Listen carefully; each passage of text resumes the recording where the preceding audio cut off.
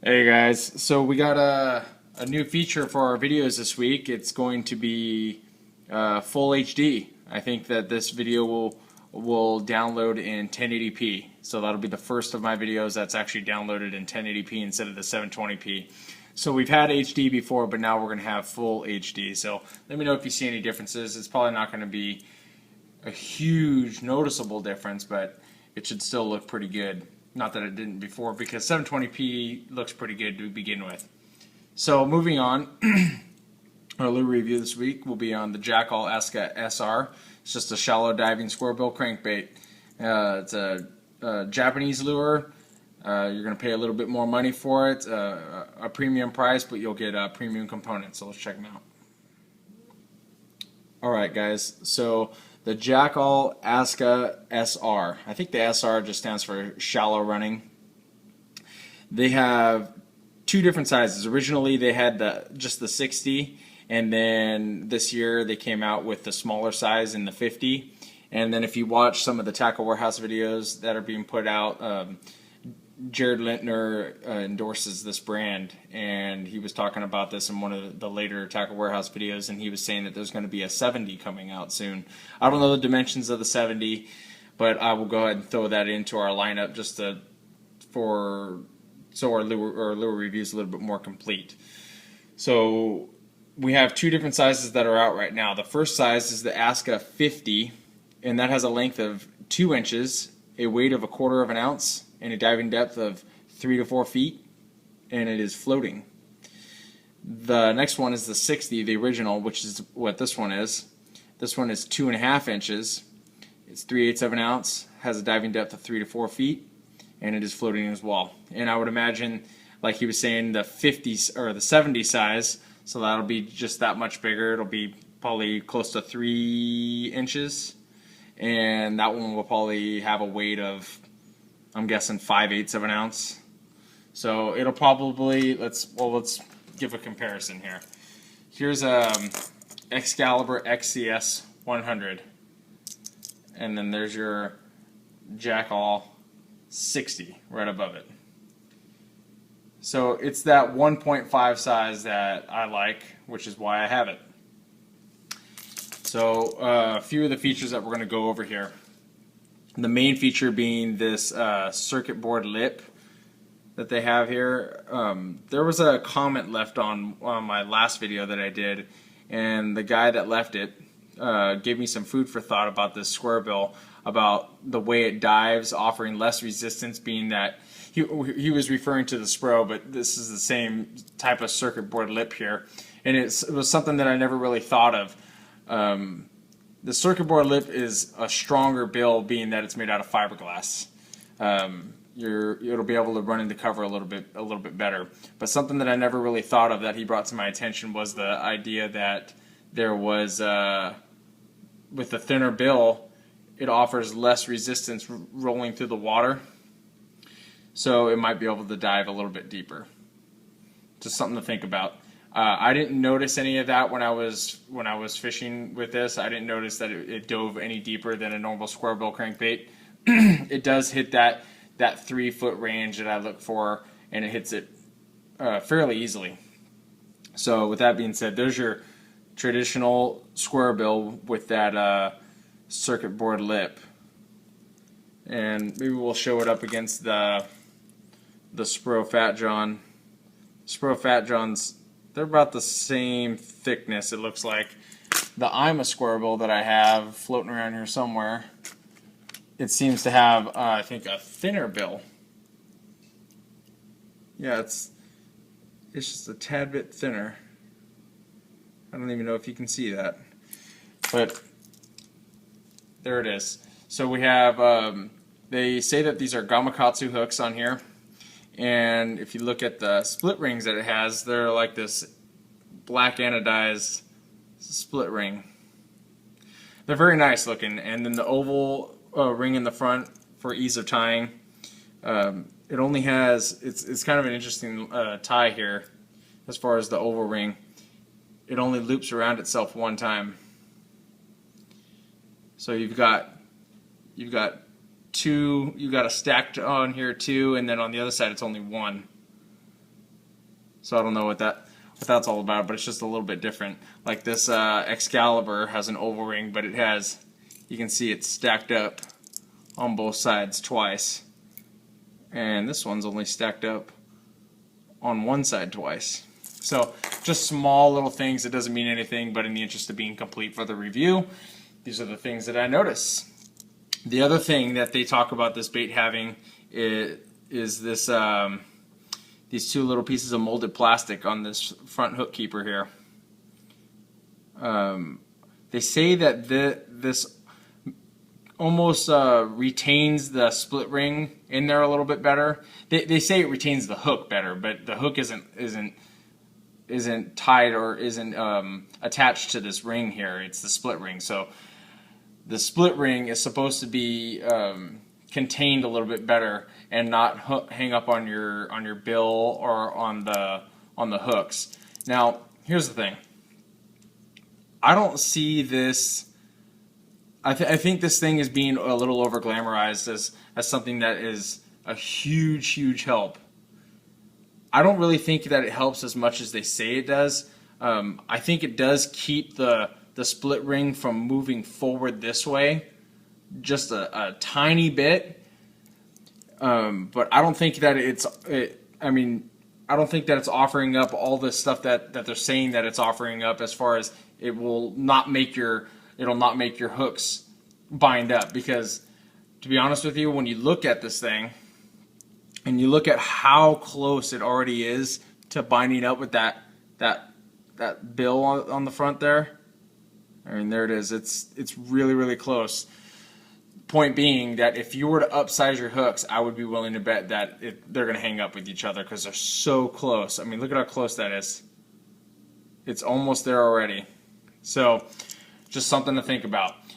Now, they've got their standard Jackall eyes that they have on there, which are quite nice. They have that yellow greenish sclera on there, which is pretty neat looking when you're looking at it.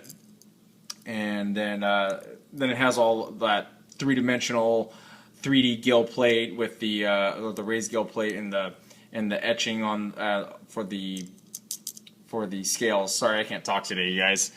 But anyway, as far as the bait is concerned, it's very nice bait. I didn't have any problems with it out of the package. I had a good time fishing with it. As far as the fact that it's a 3/8 ounce bait, to me it kind of fishes like this 1/2 ounce bait from Excalibur, or like the 1.5s that you'll find from Lucky Craft. It fishes pretty similar to these as far as weight is concerned. I never, when I saw it, and I saw the weight, I was actually kind of surprised that it was only 3/8 of an ounce. So don't not buy the bait because it's light, because the fact is that it's still 2.5 inches and it's still going to cast as well as any of the 2.5 inch profile square bill crankbaits that are out there. This is a non-rattling, completely silent crankbait. This ball in the ballast chamber here is completely silent. It doesn't rock from side to side. If you go to their website, they talk about it having the ability for smooth action star by the separate square lip. The center of gravity fixed by a magnet produces a stable action. So if I'm reading that correctly, it sounds like there is a magnet in here. I don't know. But that thing doesn't move at all in there. So it's a very nice bait. There is a very high price point on it, being that it is a Japanese bait, and typically your Japanese baits are going to be in that $15 range. But it is very nice. It has great hook, standard, great split ring, standard, great finishes, and the components are very nice. So let's go ahead and talk about the colors that I have. They only have sub 10 colors, so they might have 10 now, but one color that I have here that you're looking at is called Super Shad, which looks just like a ghost minnow color that they have in their other baits. And the ghost minnow, or Super Shad, has that scale pattern on the top, which is kind of a dark forest green that fades into a brown here on the upper edge. You've got your shad dot there. It's got glitter all over it, like a silver glitter, and then it's got kind of just a a white belly on it. You can see where my hook is starting to get worn onto the bottom of it there, and then the head of it is also painted brown. So this is super shad, but it's just ghost minnow.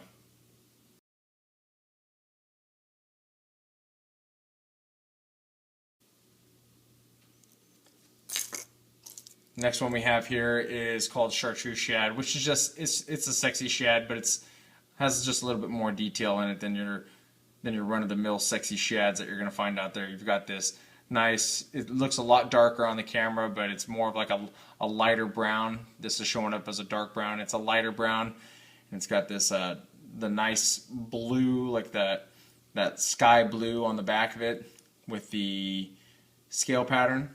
Your chartreuse lime, which is normally a little bit more in the middle here, and it's kind of pushed up a little bit. And then just a stark white belly. So completely opaque bait, very bright in the water when you're running it through. And yeah, so there's Chartreuse Shad.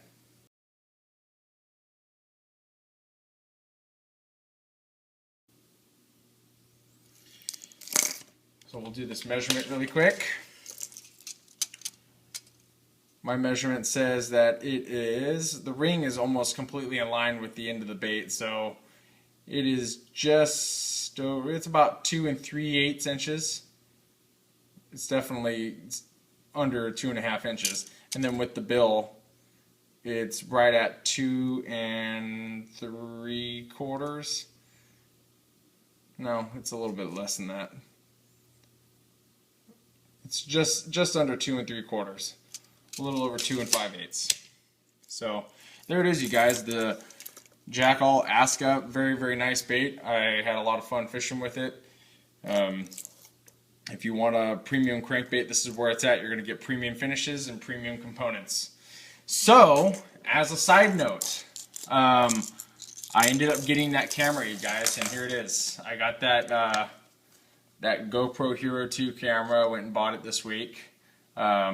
Pretty pumped up about it.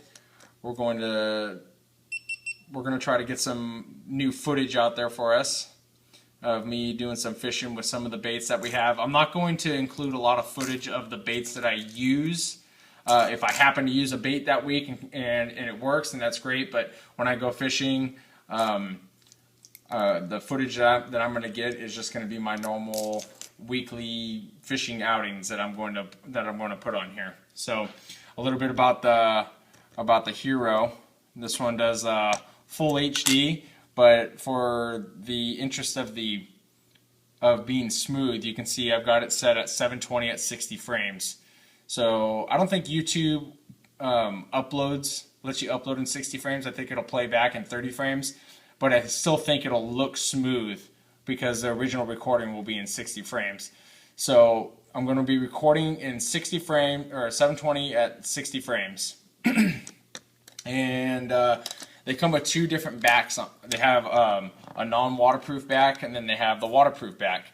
On rainy days, I will use the waterproof back, and on the non-rainy days, I will use this open back. The open back is nicer because the speaker is a lot clearer. You can hear a lot better when you have the open back. But when it rains, we'll use this one, and you probably won't be able to hear anything that's going on. So just something I'm throwing out there. Just wanted to show you guys that I did end up getting that camera, and I'm pretty jazzed about it. I think it's going to be pretty cool for the channel, and I think that you guys will like some of the stuff that I'm going to be putting out there about the fishing videos that we're going to get out there. So stay tuned. I'll try to get a fishing video out sometime this week or next week, and we'll go from there.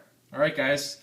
I think we're going to do the I'm a Square Bill next week, and I'm still waiting on my back-ordered items from Tackle Warehouse.